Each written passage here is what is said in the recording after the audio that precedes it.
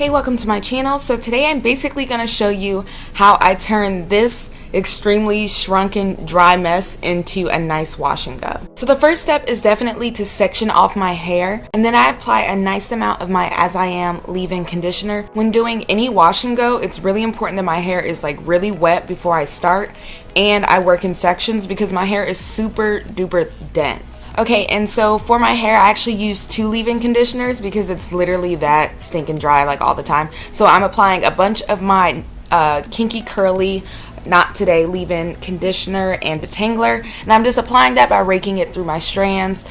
During this process is also where I have the opportunity to comb my hair. I do not comb my hair in the shower. I wait until this is on my hair because there's lots of slip. It's like amazing. Oh, and to comb my hair, I definitely just use either a wide tooth comb or I'll use my Denman brush. Okay, and now to lock in all that moisture, first I'm going to apply the Main Choice growth oil to my scalp and just massage that in. My stinking scalp loves this oil so much. Like when I don't use it, it is sad. So yeah, I like this stuff. It makes my scalp feel good throughout the week. And after applying that oil to my scalp, I'm going to apply a tiny bit of the Main Choice daily hair dressing, and I'm going to concentrate this mostly on like the ends of my strands, really to lock in that moisture, keep it nice and hydrated throughout the week. And both of these oils are pretty light, so if you use them both at the same time, you don't have to worry about like putting your head on objects. It'll be fine. It'll be okay. And in a few seconds, I'm going to blow dry my hair. So to prep for that, I'm just going to use the OGX Silk Blowout Thermal Spray. Okay, so all the products before this were just like warm up for this actual product.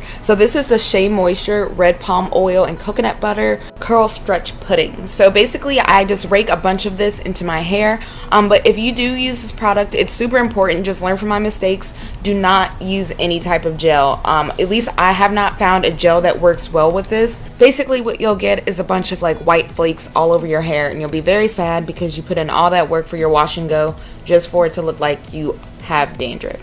Instead, I'm going to use this Shea Moisture Design Foam, and basically it's just like a wrapping foam, and I just apply that in my curls, just a few pumps, and it'll give me the definition that I would have gotten if I used a little bit of gel. So that's it really. I basically just repeat this entire process all over my head in a bunch of different sections. In my bang area, I like comb them forward with my fingers and separate the curls just to make sure that the actual hairs go the correct way. And that's basically it.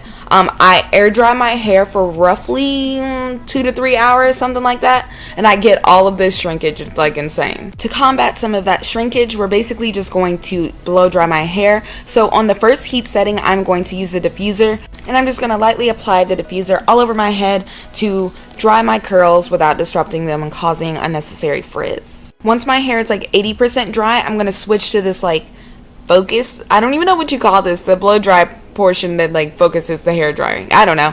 And I'm basically going to use this nozzle to stretch my curls, and I pull my curls a little bit, not too hard, and I just like blow dry in the root. Oh, and I don't think I said this. I'm using this on the second heat setting, but it's like the first level of air, so a little bit hotter than before. And I'm just gonna flip my head all over the place and blow dry everywhere. My hair just like hides like water everywhere, so I have to like do the most to get it to dry. And once I'm all done, I'm actually going to style my hair today, so I'm going to use a little bit of Eco Styler gel, even though I told you not to use gel with this curl stretch pudding. A little bit is okay. Okay, so basically what I just did is I did like a swoop-de-doop on my edges and stuff, and then I'm going to apply a bobby pin. It's a gold bobby pin from H&M to my hair. So the way that I put these in, I'll put 2 going upwards and then 2 going downwards. And I basically just like try my best to make these as evenly as possible, you know. And then I'm going to apply 2 additional bobby pins going like